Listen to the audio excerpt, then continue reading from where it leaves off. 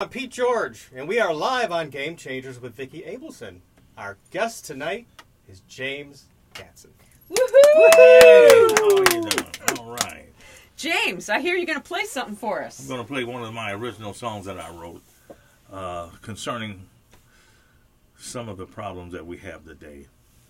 But But tell them what it's called, which is ironic. It's called 2013, but I wrote it last year, and it's right in time with what's happening today.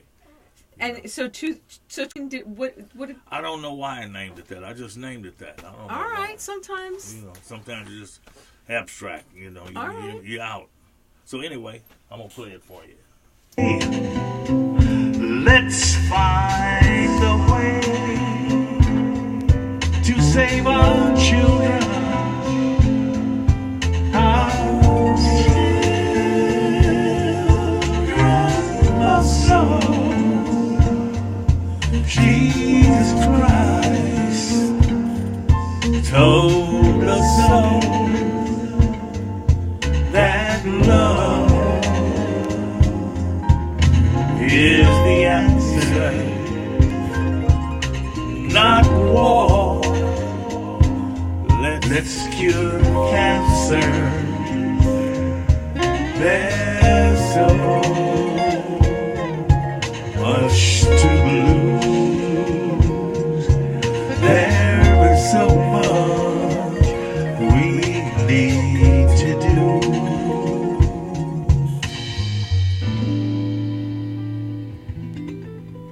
This world's full of sorrow, no wind, no tomorrow. Starving babies are crying.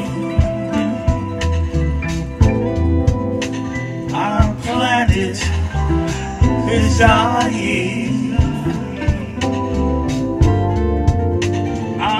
Leaders are lying.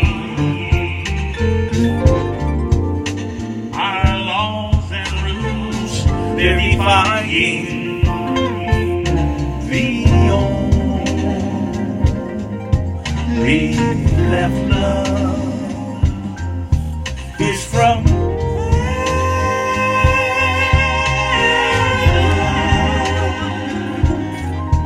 the light, for the truth seems to be of no use. There's got to be a way. What would Martin say? What would John say? What would Bobby say? What would they all say?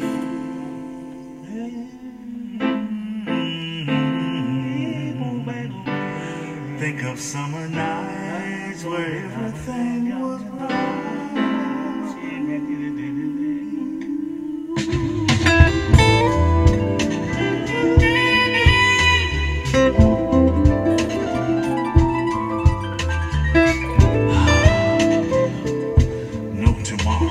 Tomorrow is such frightening. Stop inviting.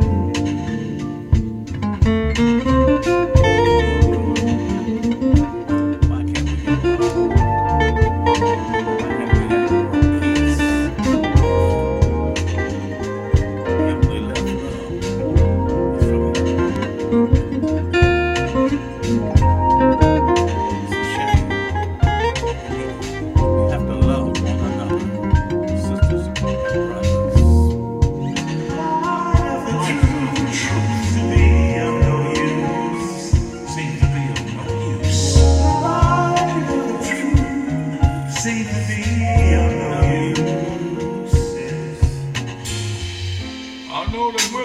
mountaintop. I may not be there, but we'll know that our children will.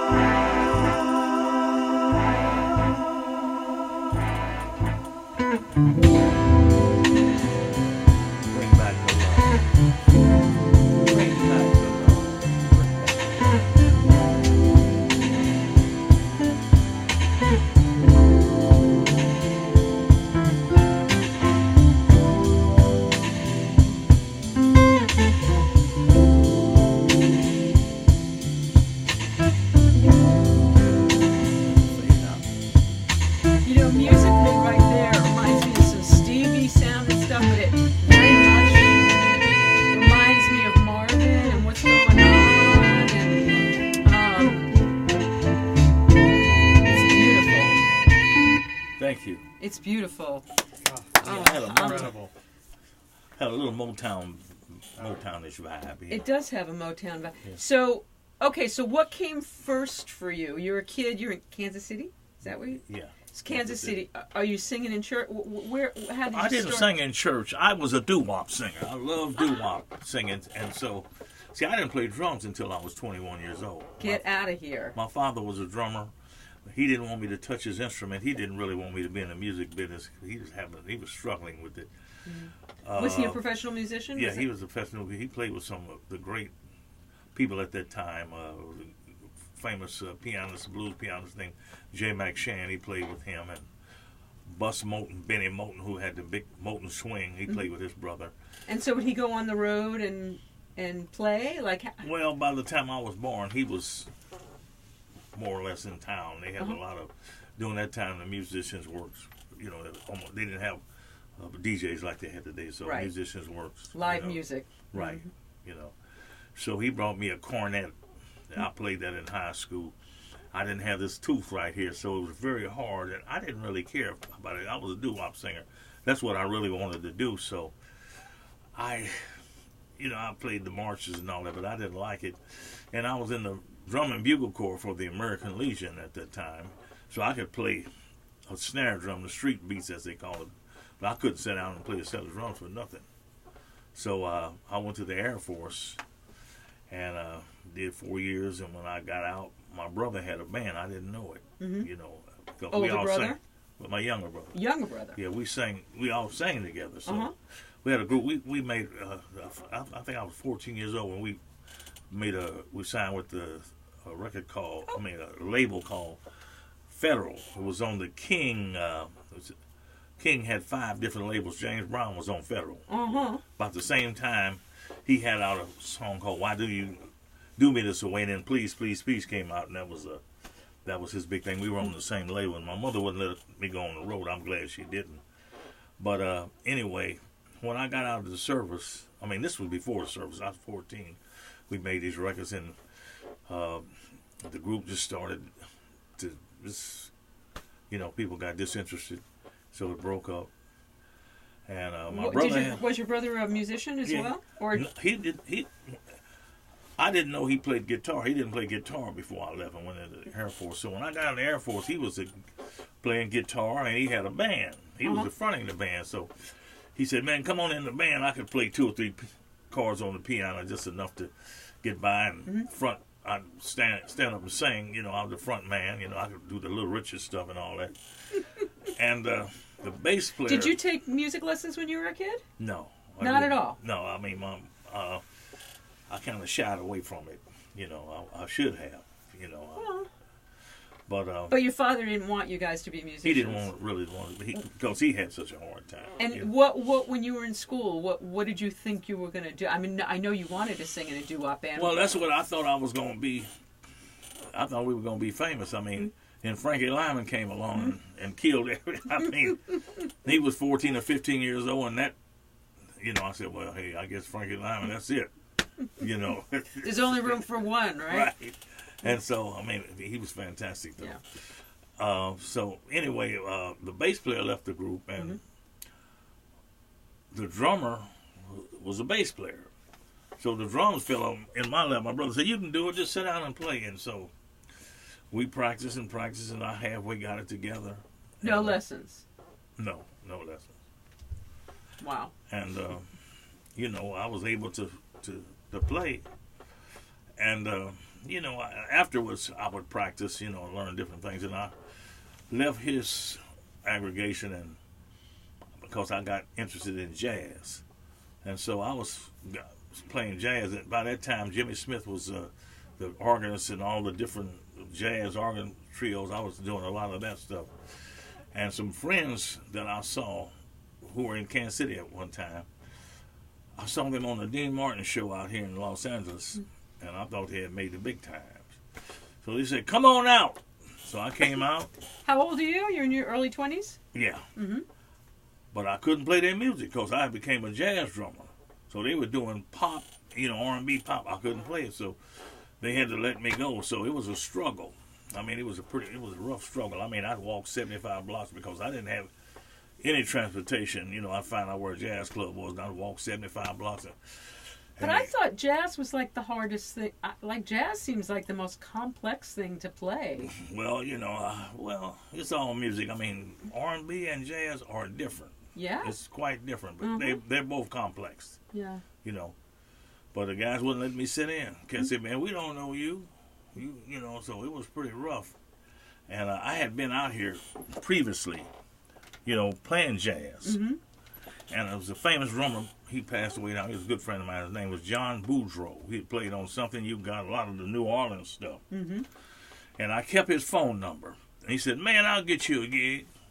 So he got me a job. I had to get on the bus and go to the gig. It paid $12 a night. I was glad to get it because it was, it was a strip club, but the strippers were off on Thursdays, so. When the strippers were off, you guys played? Yeah. Yeah. So the guy fired me 5 times. Charles Wright fired me 5 times because I couldn't play R&B, R&B. So he couldn't get nobody else. So he said, man, wait a minute. You couldn't play R&B and you turned into the premier R&B drummer of all time. I could not play R&B. Okay, so how did that... Well, he said, man, you got the gig after about 5 times. He got, He said, I just want you to keep time. Just play 4s. That was the hardest thing in the world for me to do. But Motown had a lot of records out, they playing 4s. I guess that's what they sounded like. Mm-hmm. Anyway, and so I did that for 8 months. He said, don't do no fills. Don't play no fills. Don't just do it, So I started listening, and I was able to create my own style. Yes, you did. And so that's how that happened. How long did that... Because it didn't take you very long, because you were playing on records really soon. Well, yeah, it took me a couple of years with him. I mean, I made some hit records with him. I sang a song that was #2 pop called Love Land. Mm-hmm. It was a big record. And what year was that? That was 1967, I think. Sweet. And I was one of the writers. I didn't get any writers. I didn't know anything about the business. So it started not to work. And so I left the group, I guess, in 68, I think. Mm-hmm. After he had the record out, Express Yourself, that was a big record that he sang. Yeah, that was I played huge. on that. That's and huge. so that was one of my creations, that drum beat was, and so that became a hit, and he was kind of glad to see me leave. I think he wanted to be, He didn't want you stepping in on his... When I first, he didn't want me to sing anyway, so, and I wanted to sing, But during that time, I met Bill Withers over to Charles's house. I think Charles might have managed him for a couple of weeks or something. I met Bill. And we went into the studio, and it was awful the first time we went in because... How so? It was because there was no direction. Nobody knew. I don't think he had it together. He didn't know what, and we didn't, we had an upright bass, me and him, and it was different. It wasn't too cool. So I didn't see him again. Some kind of way that one of the gentlemen in the Watts band, who was an arranger and a keyboard player, they had gotten together and they were working together, and I think he was the one that helped Bill with the songs that he did. And I think they fell out because he thought he was going to be the producer. And the record company got another producer. Anyway, Bill, big record, Ain't No Sunshine. Oh, God, yeah. And I didn't play on that, though. That was Al Jackson and the Memphis guys who played on that. Great record, big record. And then he had another record out called Grandma's Hand. Mm-hmm. That was a big cult record, but I don't think it did anything as far as being a single. Mm. And he and Ray seemed to come back together. They was able to get back together and do certain things. And so I worked a couple of gigs with Bill. In fact, I went on the road with him, with not the same band. Mm-hmm. And they were looking for a producer for him. Mm-hmm. Booker T had gotten busy with the guy that has Farm Aid, what's his name, Willie Nelson. Mm-hmm. And so they were looking for a producer with Bill, but in the meantime, we'd be over here practicing. Mm-hmm. And so we went in the studio, and before we went in, we were traveling, and the beat "Use Me." I made that rhythm up. That later on became a big record for him called "Use Me," "Use Me Up." Use me. So Yeah. when he heard that, bam, we come back to L.A. and the battery's down on my car. He come and got me. We did 110 miles down La Cienega to the record plant, and recorded that rhythm. And he put the words to it. And the next thing I know, boom, that was history for him. Yeah. And then, that was huge. Yeah. So that was a big one. And so are you making money now? Are you still taking the butt? How you doing? You making some money now that you have some hit records? Well, I didn't get any writers on that, so that No. was a little crude. That one, and another one called "Kissing My Love" that you see people show that all the time on YouTube. It was a shuffle, and I turned it into a different type of beat. And so that. The records started coming, the hits started coming, "Lean on Me." Oh, yeah. You were with him through all of that. Yeah. Mm-hmm. And are you making money as a musician then? Are you guys going out on the road? No, we on the road. We on the road with him. And I think he wanted to change because I went up to his house one day and, we rehearsed, and he said, "Man, every record, everything you play got them GD 16 notes in it." I said, "Well, to me, myself, I said, well, man, the 16 notes are making the hit." I said, "I think I better try to find something else because it don't feel right." So during that time, I was in the studio with a guy named Stu Gardner who, I don't know how I got through it. It was pretty rough. I was just trying to do what I could do.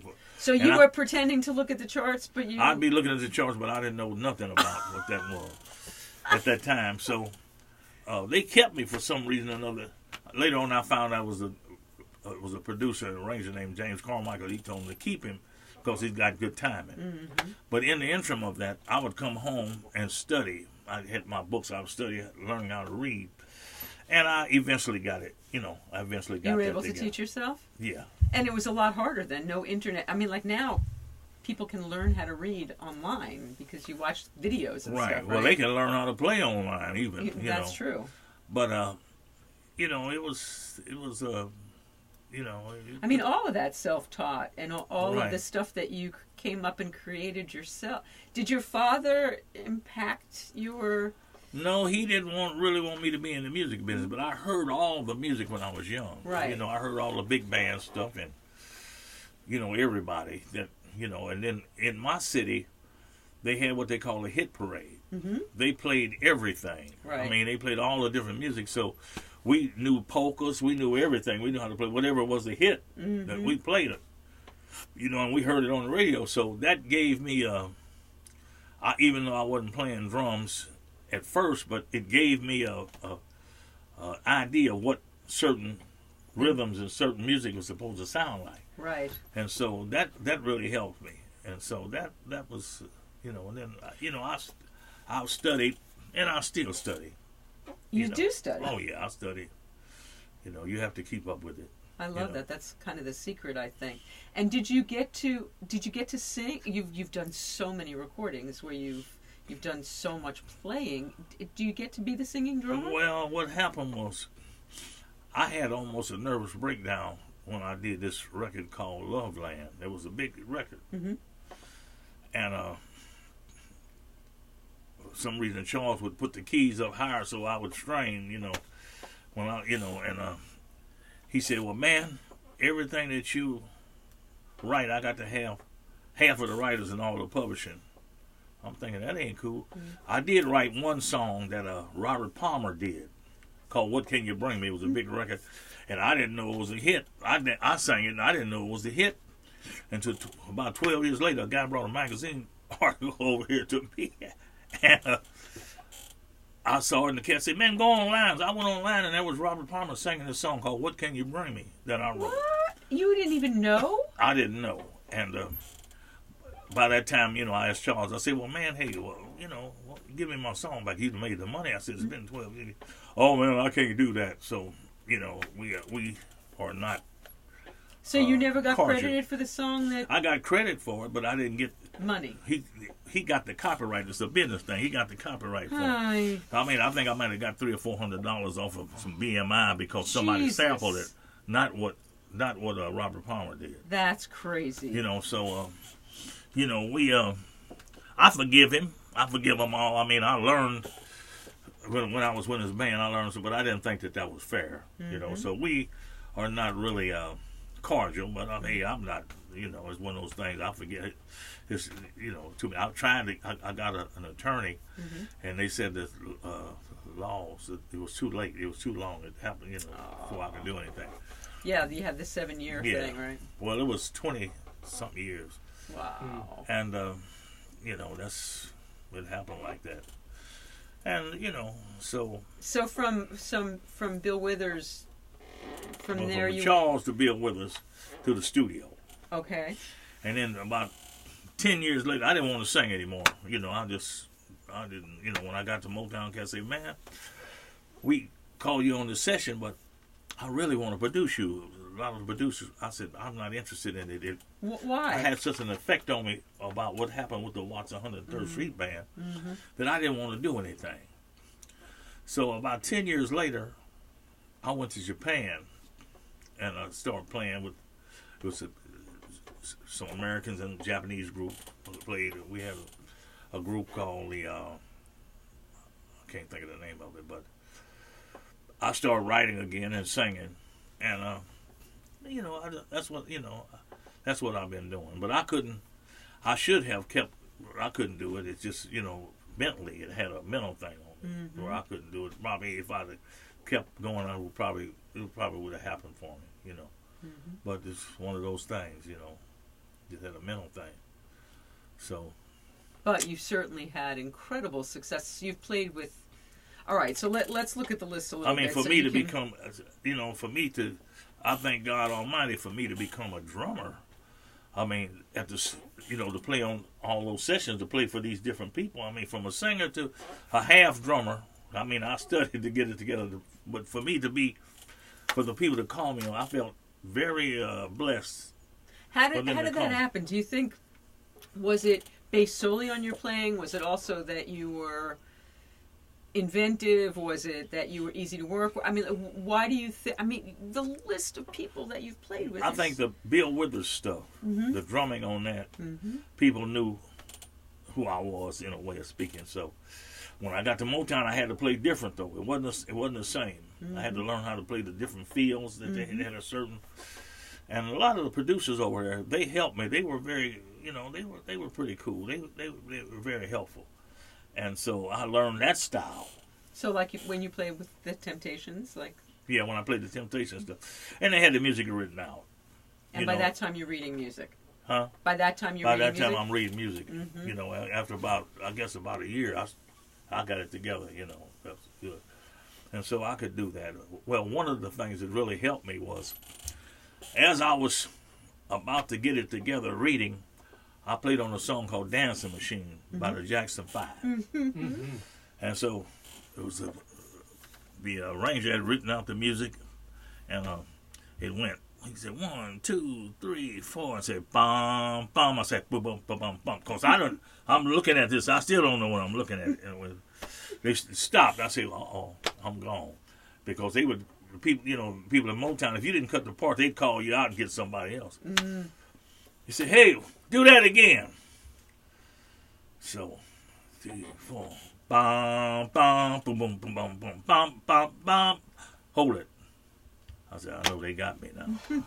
I know I'm gone. I said, man, can you do that again? I said, yeah, I can do it. I was so nervous. But that bum bum bum bum ba I was so nervous. I said bum bum bum bum. The cat said, "That's all right, man. Cut the tape. Now do this bum bum." You know, they had me to. You know, I was so nervous. I finally got it together, and then I was kind of in after that. You know, it kind of creative. You know, they would want to know. You know, right. So it was. It was a great school. I'm not bitter. That's why I'm not bitter, because I was. I played on a lot of people's records. I mean, so Smokey, so you have Smokey's sound console back I there. had this console. How did that happen? Well, I think he was buying a new console, and it came up for sale. And so I had gotten a check. They would give the musicians royalties, a phonograph record check. I had gotten a check, and so You showed I it. didn't know what to do with it. And the console and the machine came up for sale, so I bought it. And this was right before I played on one of his big records called Cruising. Oh yeah. You know, so I bought the machine and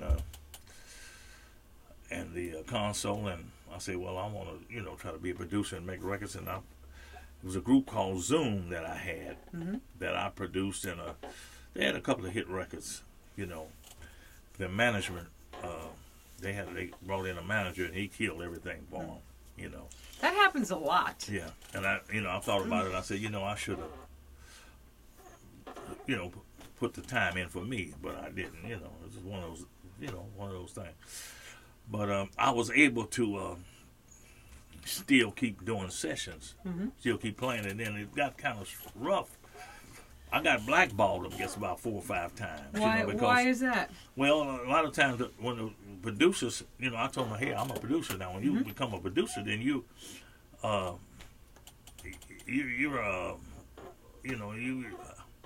producers don't want to hire you if you're a producer. Right. So they quit calling me, and I guess I didn't get no hits after at the time.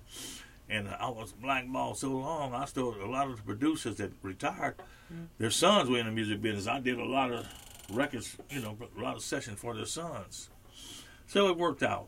So the session stuff, is that mostly word of mouth? Is it? No, they would call, a contractor would call. Now they call me. Well, now you're, yeah. But I don't do that much as I did.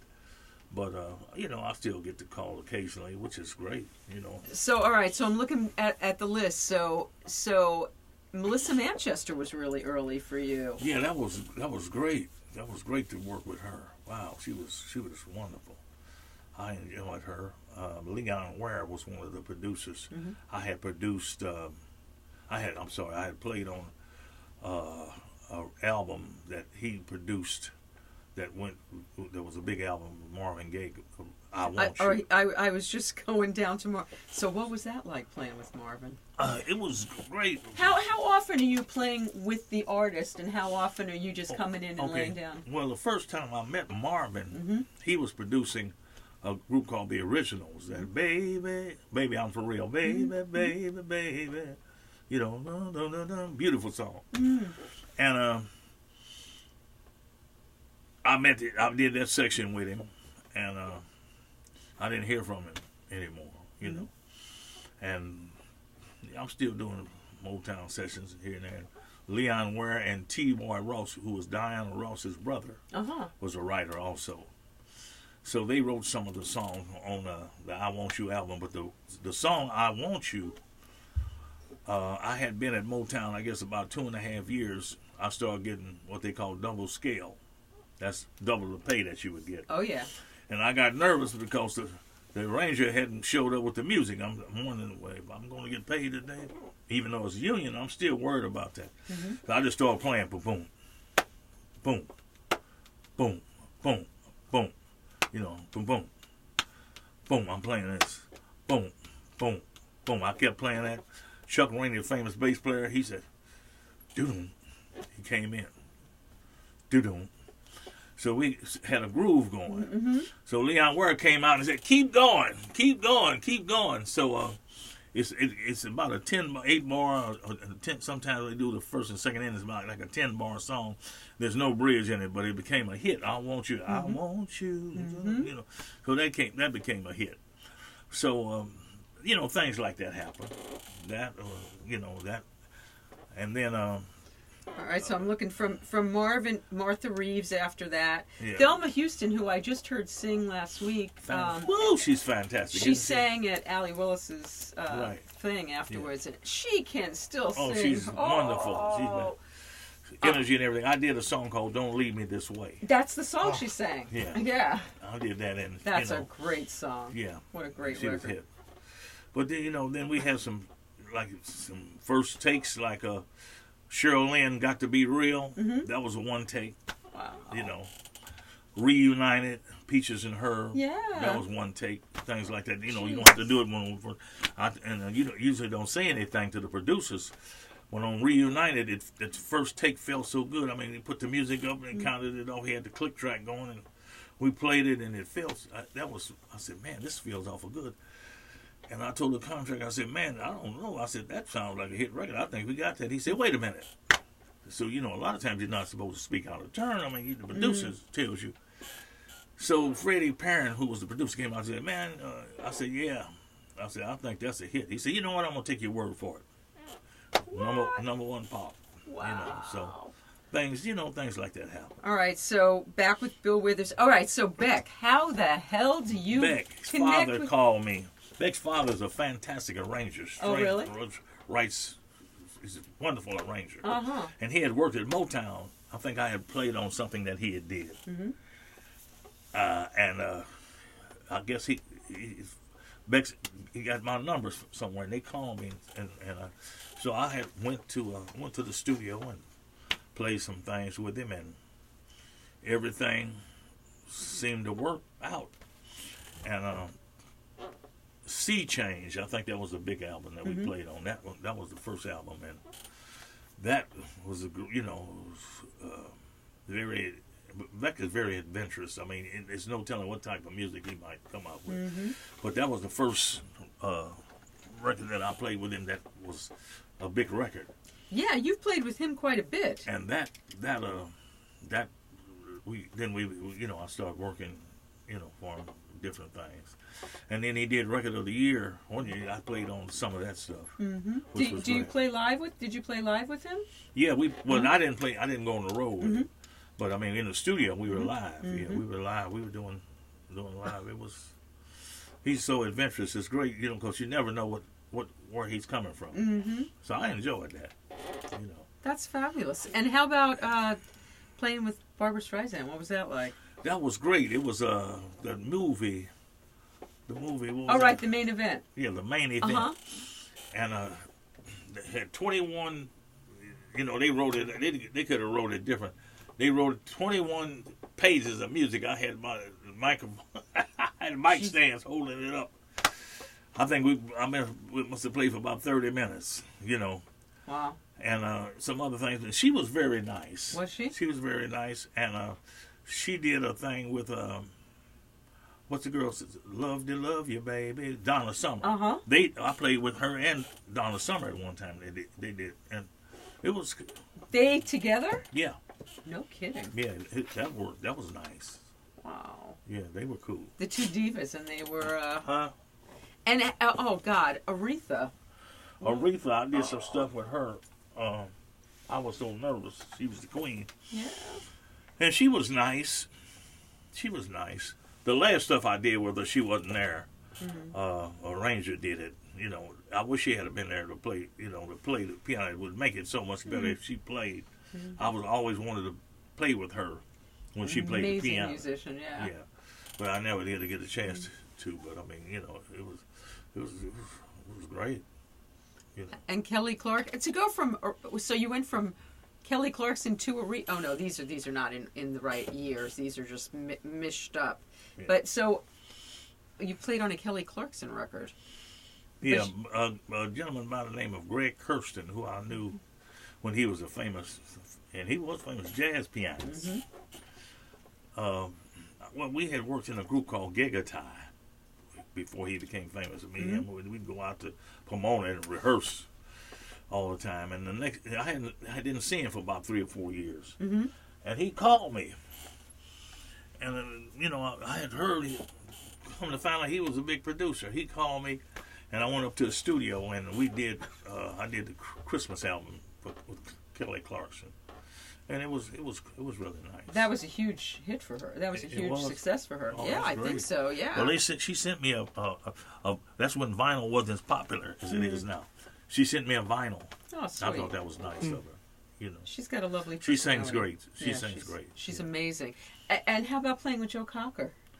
Joe Cocker was beautiful. I mean, What, it's a funny thing. What year was that? Like around? I don't remember what year it was, but it was a big album. But I got a set of drums, pearl drums, and they look kind of bad. They don't look because I've used them so much.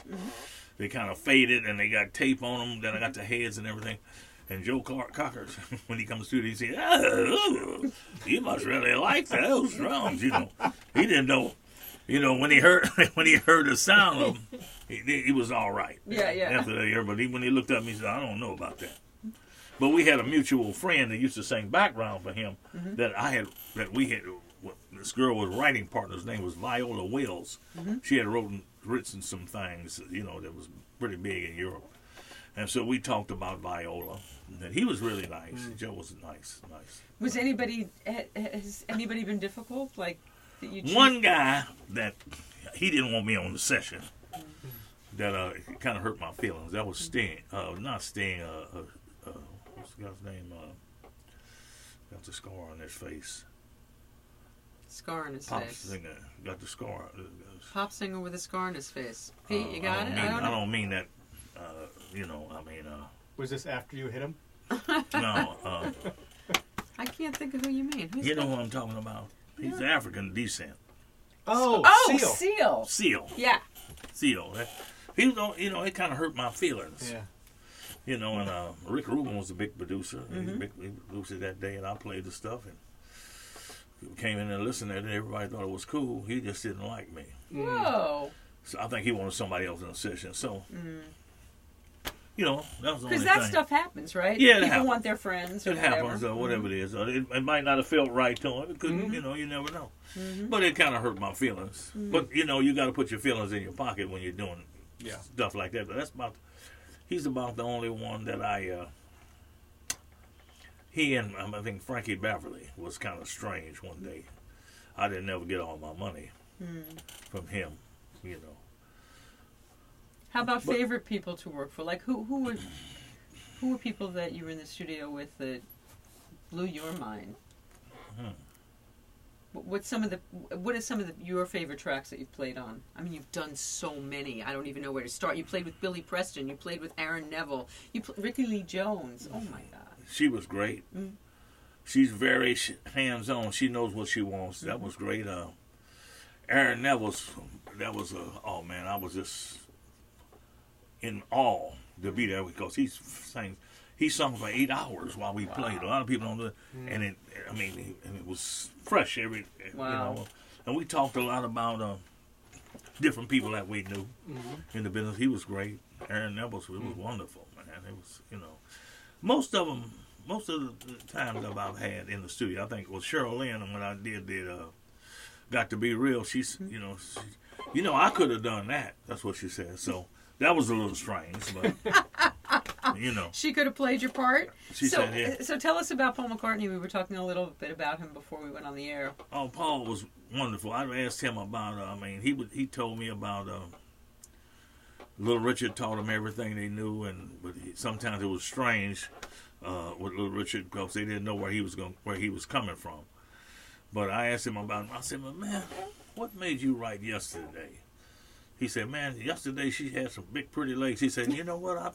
So all of a sudden I said, Yesterday, that's a great title. So, you know, he told me that's the way he did, you know. He would tell me different things like that. And you were in the studio, was it just the two of you? Some days it would be just the two of us. And then he told me, he said, you know, Lennon. He said, man, it was like great for me to be on the same stage. He idolized John Lennon. I didn't know that. He said it was great to be with him. You know. You know, and that, you know, people don't tell people that. Yeah, I'm surprised because I've never heard. And he's a drummer, you told me. Paul was a great drummer. Played the great reggae and ska. Wow. He played. So I was, you know, fortunate to play on his record because, you know, he could have done it. Yeah, he could have done it, but he was real cool with me. He didn't get mad about it or nothing, you know. So it was cool. So, you know, here's the biggest pop star in the world. So what can you say, you know? That's a pretty great deal. Right. How about Oh, Phoebe Snow. I knew Phoebe back. In the Phoebe 80s. Snow. I love Phoebe Snow. You know, I did that. It might as well snow with the producer David Rubinson. Mm-hmm. And I think the stuff that we did became a hit. I didn't get to meet her, and she was there singing. She was there singing while we did it. You know, I didn't get to meet her though, but I heard her. She's singing while we played the stuff. Mm-hmm. You know, Wow. that doesn't happen. It Right. maybe happen now, but very seldom. But I didn't get to meet Phoebe. You know, I love what she did. You know, She was amazing. yeah. Natalie Cole. Natalie Cole, she was there. Mm-hmm. She was there. The gentleman, Richard Evans, was the arranger, and out of Chicago, and he called me the first time. I think I did a couple of albums, with her, and I played on that. And she was there, and then that was fine with her. You know, we had some problems on some other stuff, but not her music. You know, but she was a fantastic singer. You know, Amazing. yeah, her father. I mean, I loved what he did, so it was cool. You know, How about Jose Feliciano? Oh. that was great. I mean, we rode Bill and I. Bill, Bill was pretty cool. We ran together. We were like running buddies at one time. We go way out to he had a studio way out in Anaheim somewhere, and we went out there that night and we did. I think Bill did. I think the name. I don't know if the name is Can We Pretend or something. I don't know what the name of it is. We did that because he wanted Jose Feliciano. How you say his Feliciano. name? Feliciano. Please forgive me. Jose Feliciano. That's okay. Yeah. On his record. Uh-huh. So we went out there and. That was cool. And then the next time, I think Jose was with Motown. I did some stuff with him there. It was great. He was, fantastic player, Yeah. Great, Almost everybody's been wonderful. You played with amazing people. Ray And- Charles was great. You Ray Charles was I'd go up to his studio. There wouldn't be nobody there with me and him. Wow. And he said, "Okay, take me over to the drums," and I would take him over to the drums, and he'd get the mic, because the mics were there. He'd set the microphones. He'd set the microphones on the drums. I mean, I got my eyes closed. He'd set the. I'm seeing him do this. He mic'd the drums up. Wow. He would be the engineer Wow. that day. I mean, he was pretty hands on. I mean, it would be amazing to watch him do all of this stuff. You know, and then he made a transfer one time. I just thought that was I don't know how he did it, but his console was Braille. It was Braille. He had Braille on it. Uh-huh. So it was amazing. Well, speaking of which, did you ever play with Stevie? I never played with Stevie. I think a couple of times he come on stage and I might have played behind him. Never got to play with him. That's that was Stevie Wonder is one of the greatest drummers in the world. A lot of people don't. I mean, he was.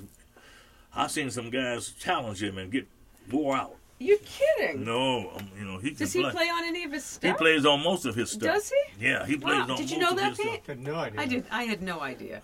Wow. A friend of mine, Raymond Pounds, he got to play on a couple of Stevie's records, a couple of songs, right?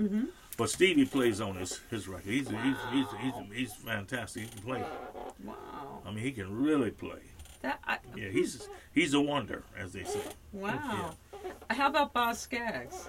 Boz Scaggs, is that on there? Yeah. Slow Dancer in '74. It was me and Jeff Carroll. I think they had two drummers that day.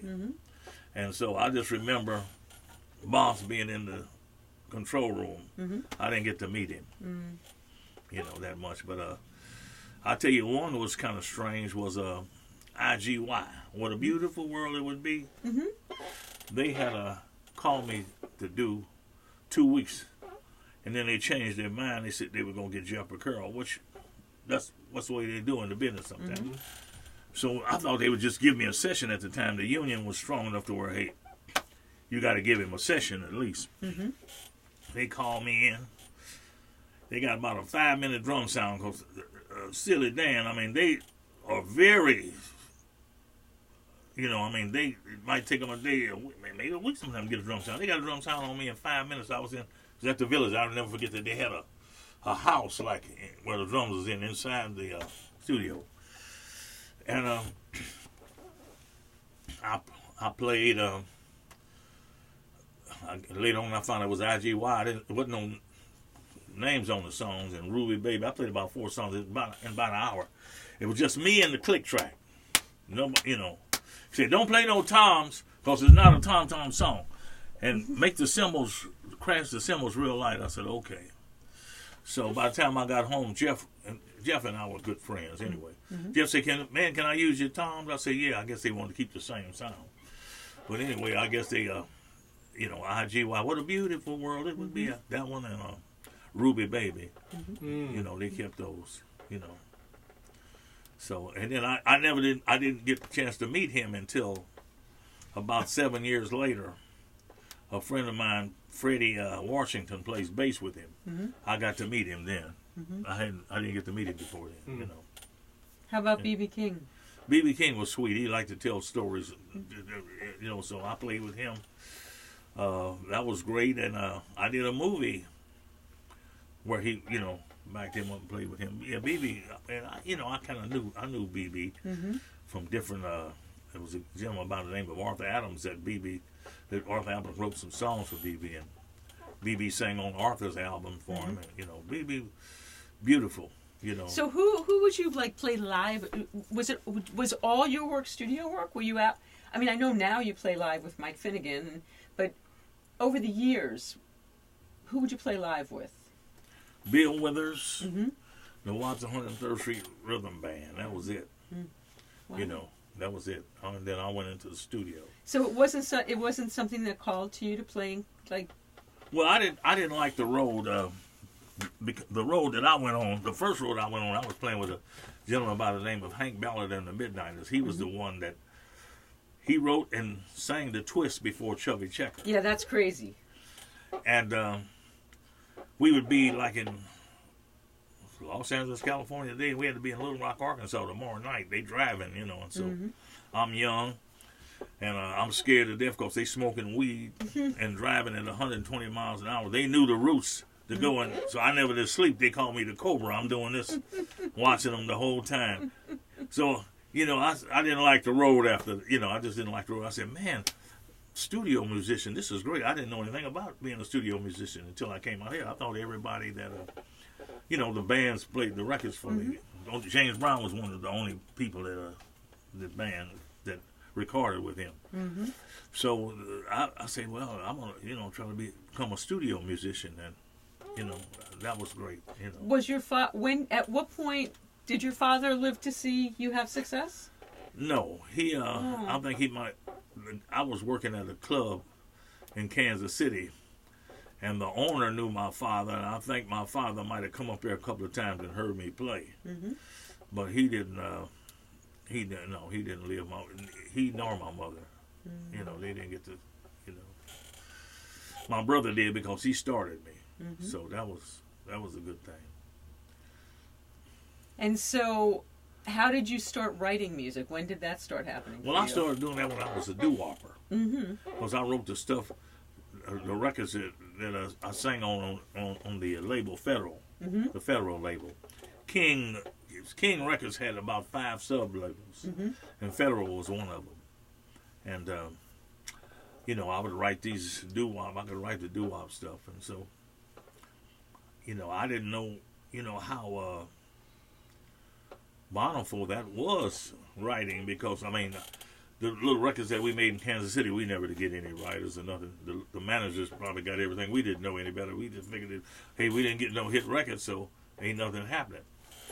So, you know, when I came out here, and Charles and I used to write after the rehearsals, because he would come and get me and take me home sometime, because I was desolate. You know, I was doing pretty bad. And we would write. And I didn't know about publishing or nothing like that. And when I found out, then, you know, don't nobody, you know, they don't want you to know, because some of those checks be so big, they just don't want you to see them, you know. Did you ever make a deal that you benefited from for a song you wrote? Not really. I mean, D'Angelo, is a song called Sugar Daddy. That was a big record that he had out a little while back. And what was happening is he called me for a session, and I was warming up. You know, I'm fixing my drums, getting the sound on them, and I played made a sound on my chest and the kick drum. Mm-hmm. And the engineer recorded it. And I didn't know he recorded it. It was a funky beat. Mm-hmm. And so D'Angelo, Mr. Gadson, can I use that? I said, well, yeah, but we can talk about it. Let me get, give me a piece of it. I want to get a piece of it. Anyway, I got a letter. I went to, later on I did some stuff with him in New York. But I got a letter about that. Cat said, you were a hired hand. You ain't got nothing coming. Pino Palladino talked with him, and I got a little piece of it. I think I got about 10 points, 10, 11 points or something like that. It was something. It was something. But, you have to really be,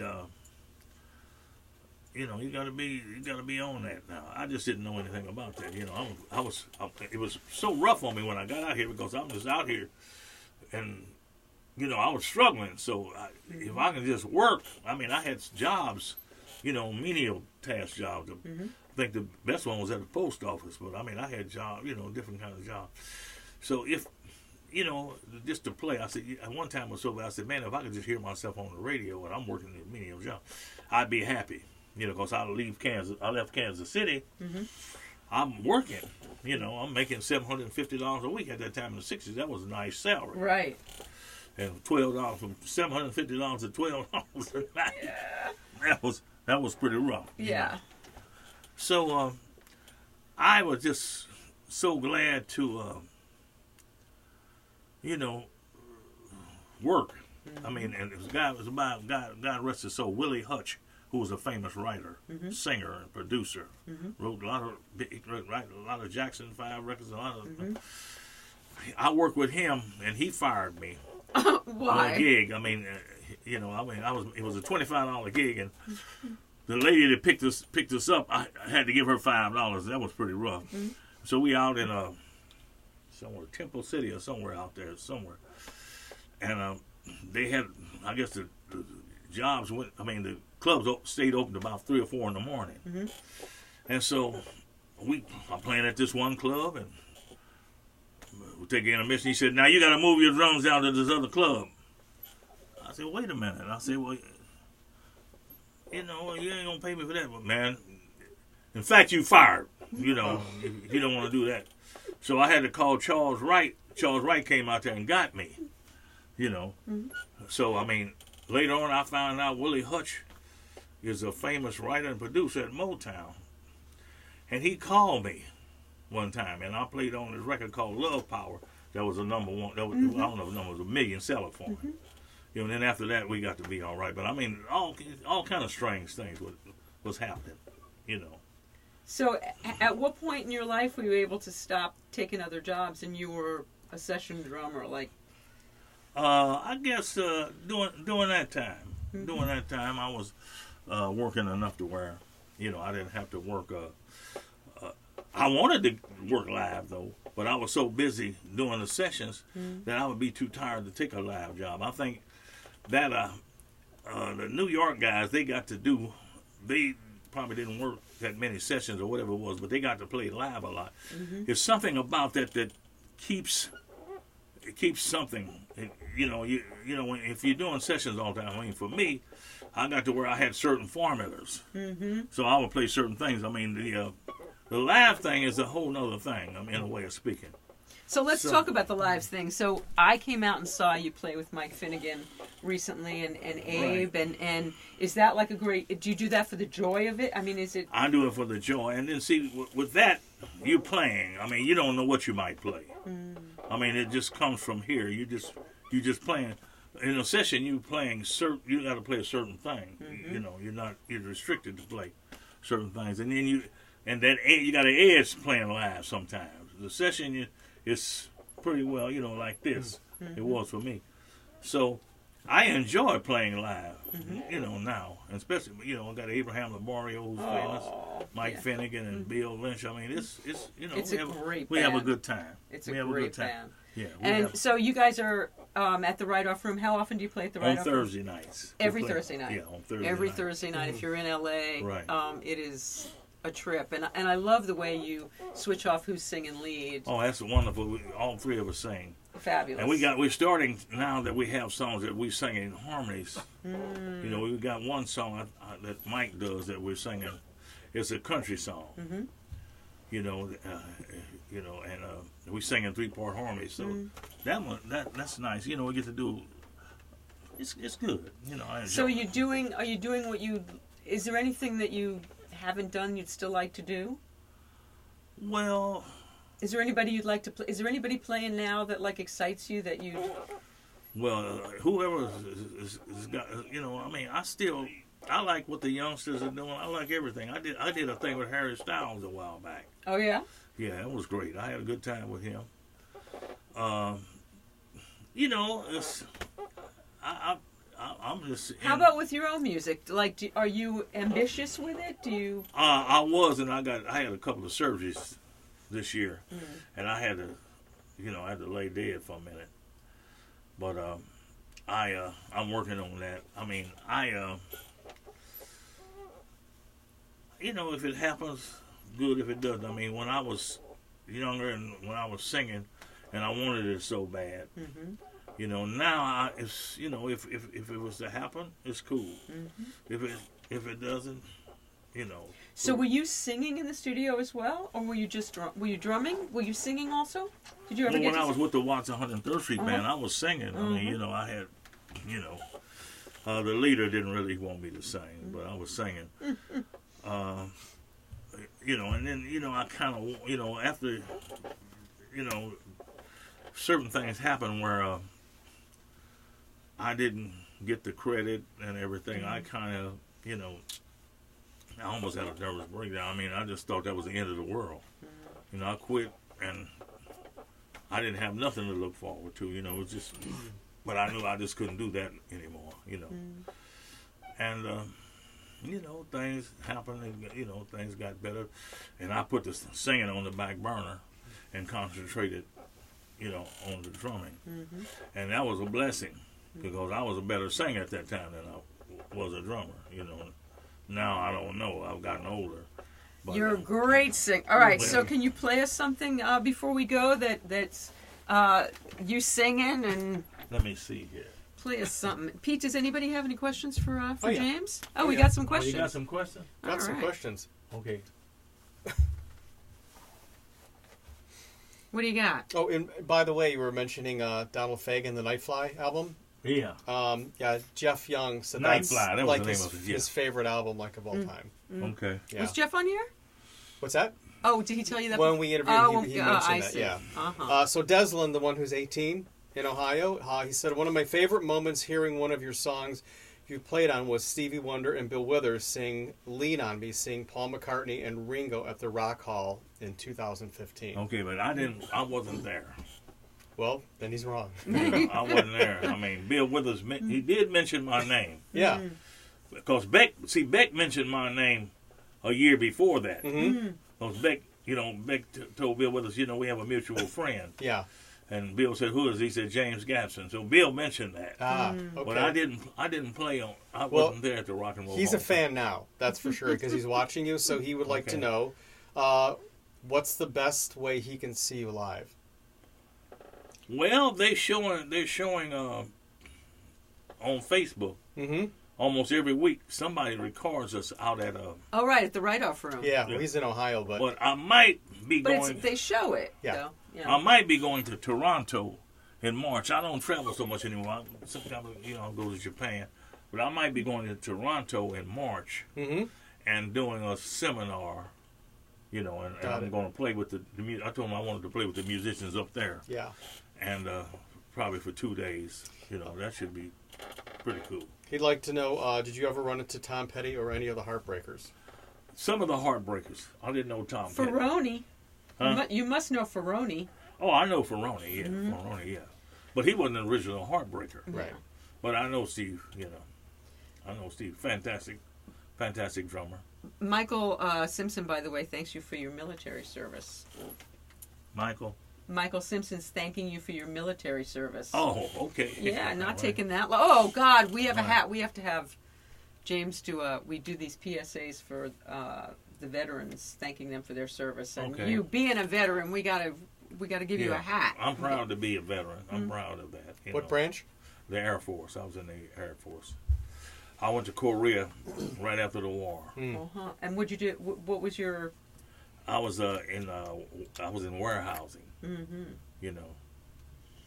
So I got kind of messed up in there. I don't get a check from the veterans, but I was working around some radioactive stuff. Oh. And it sterilized me. Oh. Yeah. And so I didn't think nothing about it when they gave me the physical to get out. I didn't get to go straight to the VA. I didn't go. So it happened. Yeah. Michael says he heard the blues were born in Africa. Huh? That he said he heard the blues were born in Africa, and when Jimmy Vivino was on, he was saying that all music is rooted from the blues. Do you think that's true? Well, maybe all American music might be rooted from the blues, including country music. I mean, I don't think all music. He implied that jazz was rooted from the blues too. Yeah, jazz is rooted from the blues. All American music, not the European music. I don't think so. It's a different thing. But a lot of gospel music, a lot of the gospel players, they studied classical music, and you can hear the different variations. They might voice it.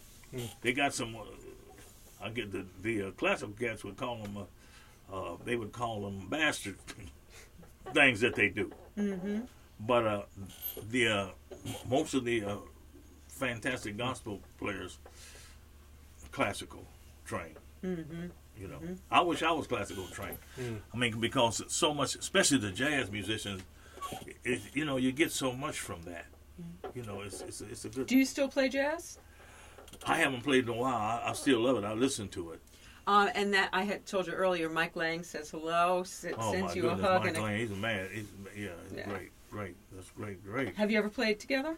We played in Motown. We did sessions. Oh my gosh. Yeah, we did sessions together. Wow. Yeah. That's crazy time. Yeah. So James, play us something that when we came into the show, James played one of his original tracks. Right. You got something else you want to play? I got a song. It's doo-wop like. Oh, good! I want to hear that doo-wop you were talking about. Love Bells. Love Bells.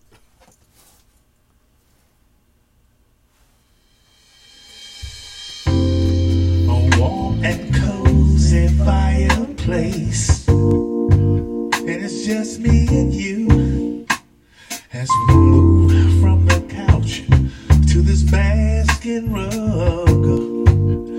What's it leading up to? You're sipping your wine, I'm having my brew. Tell me. What could be the next thing on the menu? Now I don't mean no disrespect, and please don't think I'm rude. And I know that you are a very nice girl, and you have your rules, but you know what? The feeling is right for this kind of groove. Shall we try the next thing on the menu?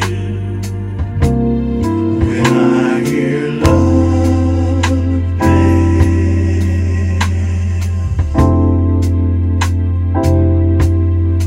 I get love swells.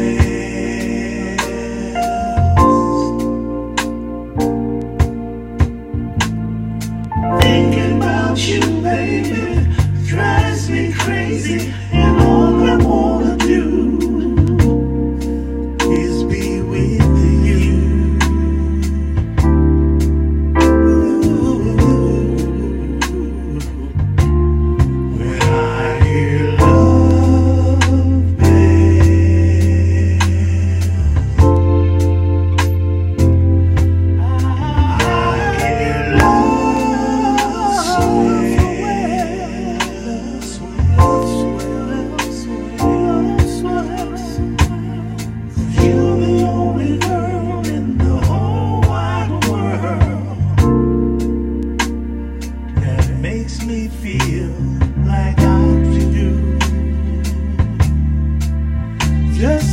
you.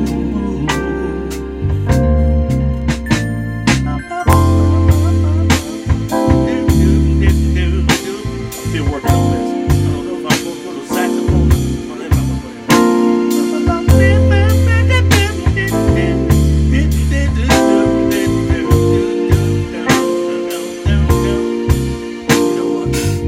for you to visit my abode, I appreciate it so,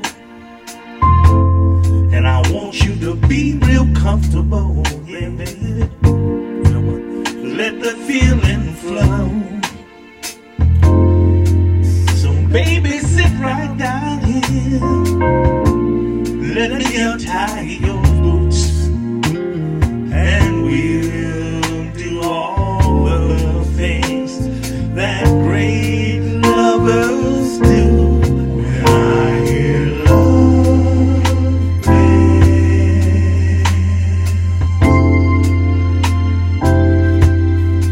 I hear love sweet.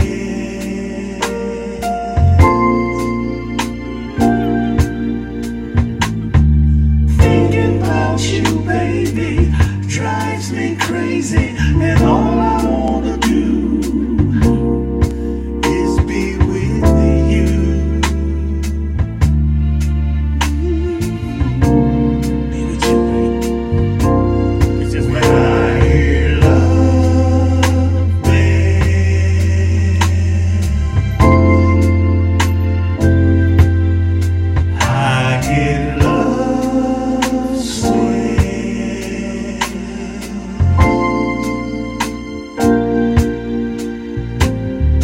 You're the only girl in the whole wide world that I would give all my love to. yeah, I get that. You need a CD of love and sex music. I mean, your music's very sexy. Yeah, it's It's awesome. sexy and Awesome. it's romantic and yeah. I mean, yeah, I see that happening. Oh, yeah. I really do. I would buy it. God, Yes, I mean phenomenal. it's like Wow, it's thank you. great. I'm still working on this one, you know. It's great mood. So can people get your music anywhere? It'll be out pretty soon. I'm working, get it out. I got to mix this. I got to put a few more things on it and mix it and put it out, You really got to put it out. It's really great. Thank you. It's really great. Thank you Thank so much for doing this, James. Thank you for having me. Thank you. Pete, what do you got? Pete George, what do you got going on? Tell Nobody people. can see me. Hey. What do you got going on? Next Thursday, Friday, Saturday, headlining Tickle Me Comedy Club, downtown Las Vegas. Pete's the rock and roll comedian. He plays music Wow. He's while my, he my strat in my show. Okay. History of rock, but it's funny. Wow, that's great. and next week on Vegas, huh? here, Vegas. Larry Hankin, great actor, great writer, comedian, very funny guy, and then Lee Sklar is going to be with us in a couple Wow. weeks. Give him my love. I certainly will do that, and it was really funny because I have this a thing in my living room, live thing, which I would love you. I've got to figure out how to get you there to do it. So at the end of this month, on January 28th, Lauren Gold, the keyboard player from The Who, is going to play with Donnie Most. Do you know Don Most No, from I Happy heard of him. Days? I know. Yeah, I've and he's a heard of great jazz singer. Okay. And Snuffy Walden and Sarah Nimitz are going to play. Wow. And Adam Chester, this guy who is Elton Democratic. John's. Oh, no, that other guy. Okay. Yeah, Adam Chester is Elton John's stand-in. So whenever Elton's playing live, Adam is Elton in rehearsal and all that stuff. Wow. And he's a great singer-songwriter in his own right. Wow. So when Lee Sklar saw that Donnie was playing in the living room, he said, "Oh, I played on one of his albums back in the day." So I said, "Well, come on up that day if you're free and sit in." So maybe he will if he's able to, but he'll be on Game Changers in 2 weeks. Wow. And That's wonderful. yeah, and we gotta take a trip out to the Write-Off Room. Any of you in LA every Thursday night? Oh my God, these guys with Mike Finnegan and Abe Labrio. Oh my God, you guys! I stayed for all three sets. I planned on coming for one set. I stayed for three. Thank you so much. They have, it's great music out there almost every night. They have good bands out there, but we have a good time. We really do. It's a musician's gig. It's great. You know. They're great. It's fantastic. Thank you so much for doing this. Thank you so much for having me. Thank you, Pete. Yay. And we'll see you next week. Thank you all for joining us. We'll see you soon.